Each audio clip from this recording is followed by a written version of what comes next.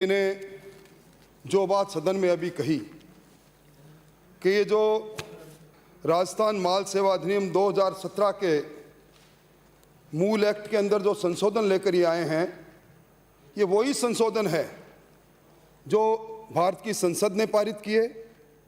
ये वही संशोधन है जो जीएसटी काउंसिल, जिसका प्रतिनिधित्व आप हमेशा करते रहे, उस जीएसटी काउंसिल में पारित हुए। सभापति महोदय, मैं आपका ध्यान इस राजस्थान माल और सेवा कर संशोधन विधेयक 2021 के उद्देश्यों और कारणों के कथन की ओर आकर्षित करना चाहता हूं।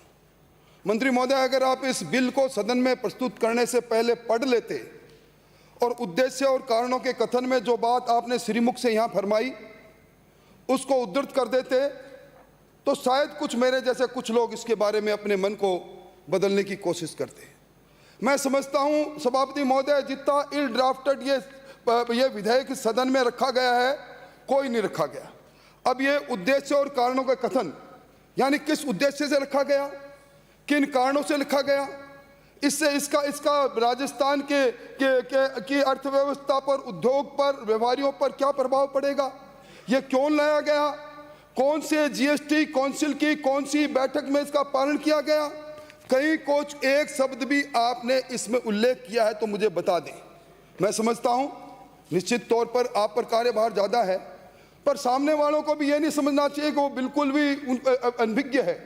अगर आज इस सर्वसम्मत पारित होने वाले इस विधेयक के को जनमत जानने के लिए मैंने प्रस्ताव दिया है, इसीलिए दिया है कि आप जैसे लोग जो ये इस सदन को में जो उद्देश्य और कारणों के कथन को स्पष्ट नहीं कर पाए, हमारी ये मजबूरी हो जाती है कि हम अपनी बात कहें।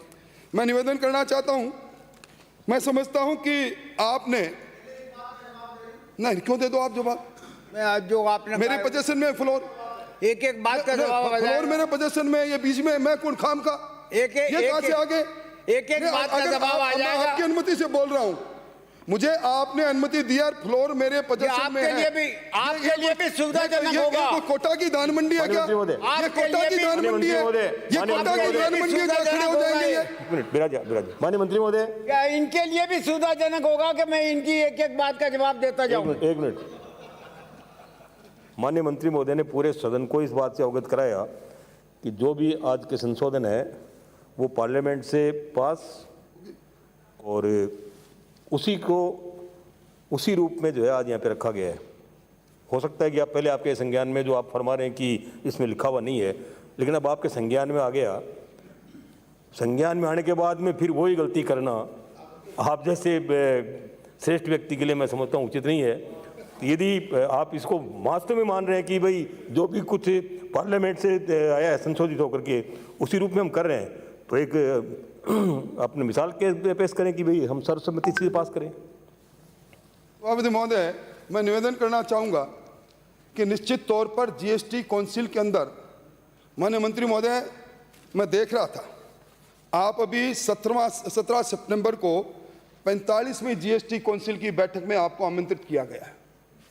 इससे पहले मैं देख रहा था आप 14 बार जीएसटी काउंसिल की बैठक में राजस्थान का प्रतिनिधित्व कर चुके हो, और मैं समझता हूं कि या तो 14 बार आप जीएसटी काउंसिल में गए तो आप अपना वो वादा भूल गए जो आप उस जन घोषणा पत्र के निर्माता कंपनी में भी थे, उसमें किरदार एक आप भी थे। आपने उस जन घोषणा पत्र में जब ये वादा किया था कि हम जीएसटी काउंसिल में जाएंगे, राजस्थान की तरफ से जाएंगे, हुकूमत हमारी बना दो, हम पहली काउंसिल में जाकर कहेंगे कि ये पेट्रोल और डीजल को, इनको वेट जो है इसको जीएसटी में लाकर जीएसटी के दायरे में ले आओ। मेरा आरोप है, ये सोने की आदत को बदलो। आप जीएसटी काउंसिल की किसी भी सभा बैठक में देख लो, मंत्री जी ऊँगते नजर आएंगे, और शायद इसीलिए आज तक आपने ये प्रस्ताव नहीं रखा। और मैं मंत्री महोदय आपसे पूछना चाहता हूं, जब आपने ये प्रस्ताव रखा जन घोषणा पत्र में, हम इसको पेट्रोल डीजल को हमें जीएसटी के दायरे में लाएंगे, तब वेट कितना था? बीजेपी शासन में डीजल पर 18% और पेट्रोल पर 26%। मतलब आपका मकसद था राजस्थान के आवाम को ये बताना कि ये जो वेट है 18 और 26% ये ज्यादा है, इसको कम करने के लिए हम जीएसटी में लेकर जाएंगे। और मंत्री महोदय, अब जब बात चली तो आपका जो 2019-20 के आंकड़े कहते हैं कि पेट्रोल और डीजल पर आपने 10,705 करोड़ का वेट लिया राजस्थान में, और आपने चार बार 12% पेट्रोल पर और 10% डीजल पर वेट बढ़ाया। 18% से 26% वेट हुआ और 26% से पेट्रोल पर 36% हुआ। और मैं समझता हूं उसका परिणाम क्या निकला। 1 लीटर पेट्रोल पर राजस्थान की सरकार 26 रुपये 45 पैसे ले रही है। 1 रुपया 75 पैसा जो सहज था उसको वेट के दायरे में आप लेकर आए, और डीजल पर 19 रुपये 32 पैसे आप ले रहे हैं। मैं समझता हूं कि बहुत बड़ी बातें आपने करी। कभी आपने साइकिल चलाई, कभी गांधी जी के स्टेचू पर गए, राजस्थान के लोगों को बताने की कोशिश की कि केंद्र सरकार की कमियों के कारण पेट्रोल डीजल बढ़ रहे हैं। अरे आप अपना वादा तो देखो। आपने कहा था हम जीएसटी के उस दायरे में लाकर इसको कम करेंगे। मेरा आरोप है कि आपने वोट की फसल काटने के लिए जो काम किया, आज उससे मुकरने का काम आप इसलिए कर रहे हो कि आप जीएसटी काउंसिल की बैठक में जाकर कभी गंभीरता से बैठे नहीं। अगर आप जीएसटी काउंसिल की बैठक में जाकर जिन प्रावधानों को आपने पारित किया उनकी जानकारी आपके पास होती, तो ऑफिसर दीर्घा में बैठे लोगों को कहते हैं कि उद्देश्य और कारणों के कथन में इसको स्पष्ट करो। यह सभापति महोदय, यह जीएसटी का बिल जिस पर हम डिस्कशन कर रहे हैं, मैं समझता हूं 2 दशक तक इस देश में बहस चली थी। एक देश और एक कर की। देश में प्रख्यात अर्थशास्त्री प्रधानमंत्री मनमोहन सिंह जी थे, वो भी इसको लागू नहीं कर पाए। ये तो हिम्मत थी 56 इंच सीने वाले मोदी जी की और स्वर्गीय अरुण जेटली की। उन्होंने इसको लागू करके इस देश में वित्तीय संघवाद, फिजिकल फेडरलिज्म का एक जमाना तय किया। वरना आज हम इस पर नहीं करते सभापति महोदय। आज सेल टैक्स पर चर्चा होती, आज वेल्थ टैक्स पर चर्चा होती, आज सेंट्रल टैक्स पर चर्चा होती, आज सेस पर, सरचार्ज पर चर्चा करते हैं, हम जीएसटी पर चर्चा नहीं करते। मंत्री महोदय, आपने जो ये संशोधन लेकर आए, आप के इस 2021 के इस संशोधन के माध्यम से 2017 के जीएसटी के बिल पर, उसमें सेक्शन 50 के प्रिविजो 2 में, 75 के सब सेक्शन 2 में, सेक्शन 74 में, सेक्शन 83 के सब सेक्शन 1 में, सेक्शन 107 के सब सेक्शन 6 में और 129 के सब सेक्शन 1 में निश्चित तौर पर दंडात्मक प्रावधान किए। जीएसटी की चोरी पर अंकुश कैसे लगे, इस एक मंशा के साथ ये प्रावधान किए गए हैं। और सेक्शन 7, 16, 35 और 44 में ईज ऑफ डूइंग बिजनेस, व्यवहारी पर विश्वास करके अब वो रिटर्न अपनी दाखिल करता है तो सीए के सर्टिफिकेशन की जरूरत नहीं। अब वो खुद अटेस्टेड कर देगा तो अपनी रिटर्न दाखिल कर सकता है। ये डिजिटल इंडिया के कंसेप्ट के आधार पर ये लेकर आए। प्रधानमंत्री महोदय, जब बात चल रही है जीएसटी की, मैं समझता हूं कभी नहीं सुनी इन्होंने, कभी सुनी नहीं है सभापति महोदय। न जाने मेरे तो क्या इनके साथ गण नहीं मिलते। मैं जब भी बोलता हूं, एक तो सभापति महोदय इनका कुछ दूसरा सिस्टम भी ठीक कराऊं। मैं जब भी बोलता हूं कभी सुना नहीं, और फिर कहते हैं बड़े इररिलेवेंट बोल गए आप। तो अपना भाषण लंबा करने के लिए आपने इनको इस सारे के सारे एक्ट में जो प्रोविजन थे उनको कोट कर दिया। मंत्री महोदय, जीएसटी पर चर्चा कर रहे हो, जीएसटी काउंसिल की सिफारिशों पर चर्चा कर रहे हो। आप जीएसटी काउंसिल में वो सिफारिश कब करोगे जिसमें डीजल और पेट्रोल को जीएसटी के दायरे में लाने की बात आप उस समय आपने कही, और आज आपने जीएसटी जो पेट्रोल और डीजल पर जो 4 बार में 10% और 12% जो बढ़ाकर राजस्थान के कंज्यूमर की कमर तोड़ी, उस पर फैसला कब करोगे ये बता दो। तो मैं ये कह रहा था मंत्री महोदय, आप मुलायजा फरमाएं। ये जो एसजीएसटी है, एसजीएसटी में 2020-21 में जो आपकी बी थी, बजट एस्टिमेट थे, वो थे 28,250 करोड़ के। और आप जब आरई में अभी आए, एक्चुअल तो अभी आए नहीं है, मतलब 24,000 करोड़ रह गई आपकी। आपके 2021-22 में फिर आप बी लेकर आए हैं। ट्रांसपोर्ट मंत्री महोदय को पता होगा, 37,662 करोड़। मैं पूछना चाहता हूं, जब आप पिछली बार आप अपने बजट एस्टिमेट को पूरा नहीं कर पाए, ये लक्ष्य कैसे पूरा करोगे? राजस्थान बदहाली की ओर जा रहा है सभापति महोदय। राजस्थान के अंदर औद्योगिक व्यापारिक प्रतिष्ठान बंद होते जा रहे हैं। ये मैं यूं नहीं कर रहा हूं मंत्री महोदय, आप अपनी खुद की किताब उठाकर देख लें। FRBM एक्ट के पृष्ठ 15 पर आपने राजस्थान की GSDP के आंकड़े दे रखे हैं और वो आंकड़े चीख चीख कर ये कह रहे हैं कि 2019-20 की तुलना में 20-21 के अंदर राजस्थान की GSDP, मुख्य सचेतक महोदय आंकड़ा लिख लो आप, 1,76,000 करोड़ कम हुई है। यानी राजस्थान बदहाली की तरफ जा रहा है। आप कह रहे हो कि हम राजस्थान को खुशहाली की ओर लेकर जाए हैं, आपकी पुस्तिकाएं, आपके आंकड़े कह रहे हैं कि राजस्थान अब जिस दिशा की ओर चल पड़ा है, जहां एक और राजस्थान के अंदर बिजली की कमी के कारण अंधेरा है, पीने के पानी के लेकर त्राहिमाम है, जहां एक और दूसरी लैंड ऑर्डर दूसरी व्यवस्था है, उनके बीच में आपकी खुशहाली का प्रतीक GSDP कम हो जाए, ये छोटी बात नहीं। और अध्यक्ष महोदय, एक तरफ SGST के आप अपना टारगेट पूरा नहीं कर रहे, वहीं अभी क्या है, आप क्या जो रेवेन्यू कलेक्शन है वो तो उसमें तो फिसड्डी रहे, अब क्या आपने कमाल किया ना।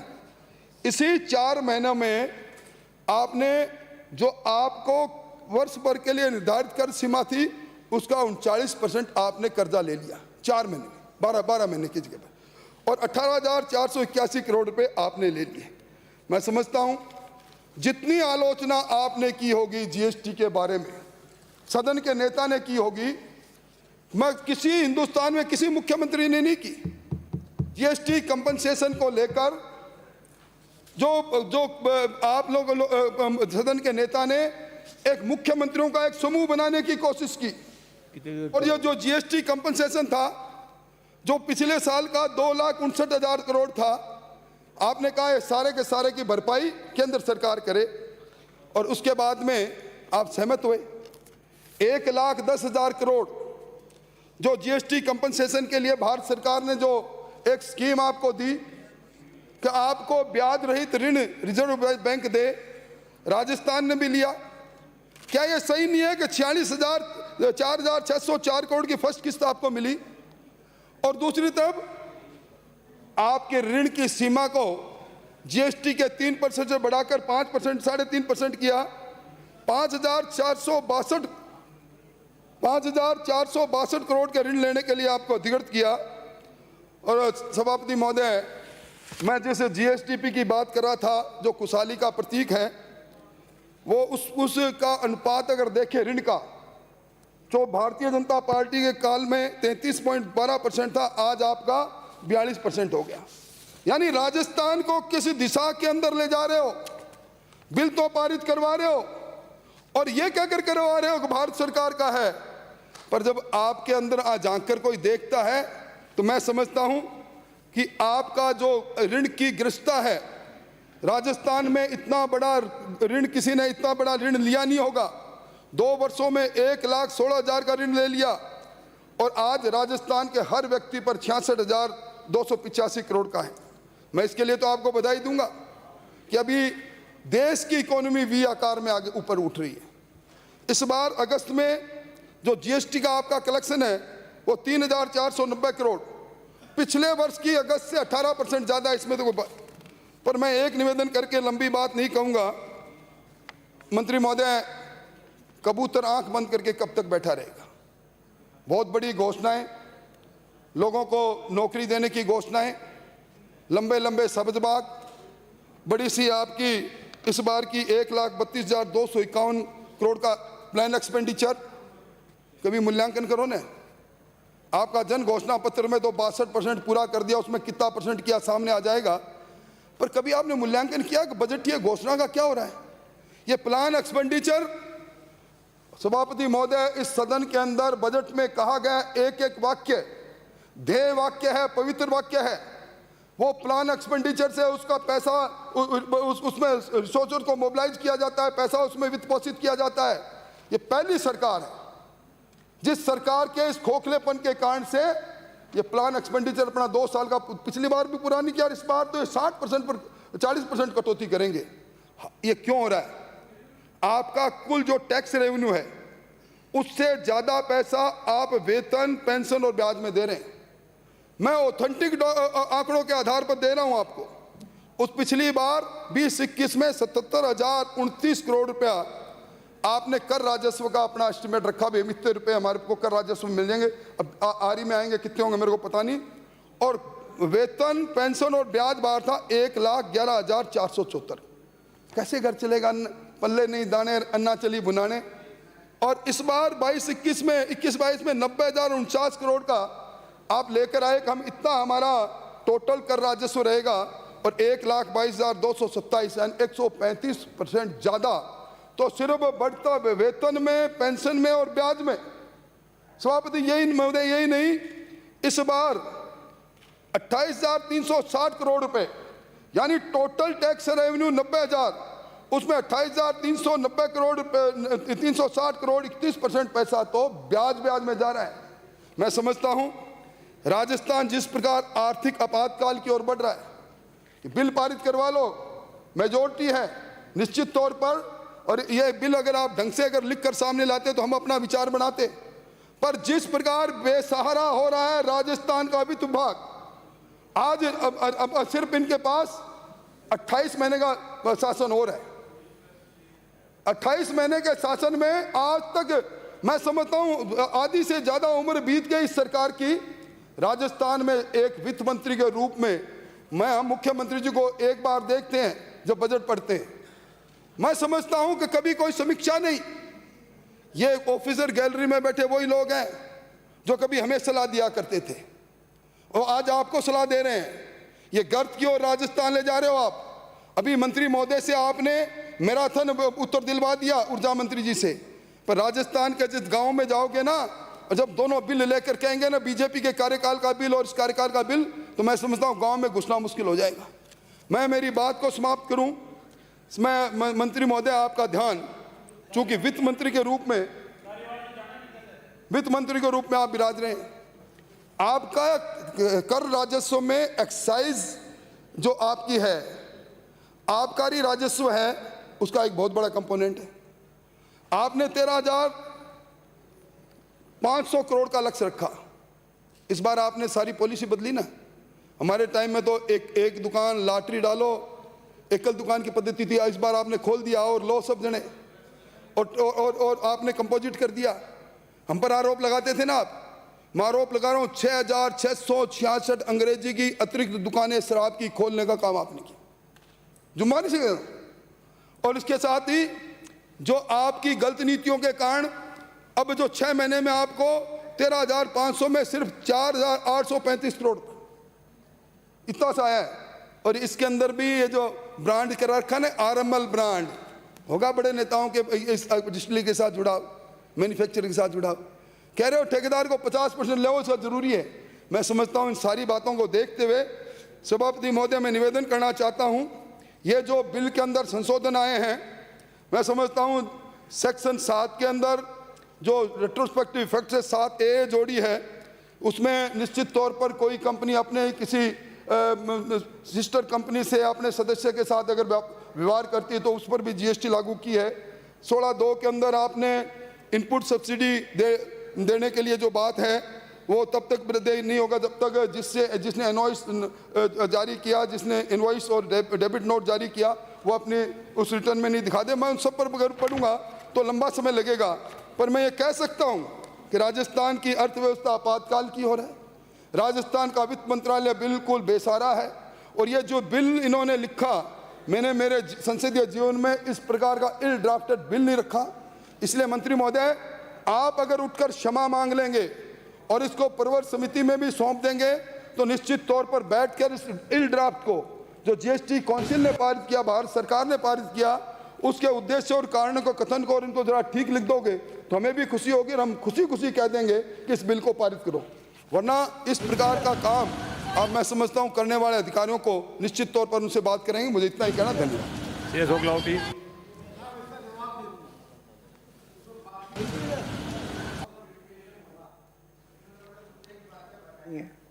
बहुत अच्छा ज्ञानवर्धन भी किया है, कुछ सुझाव भी दिए हैं।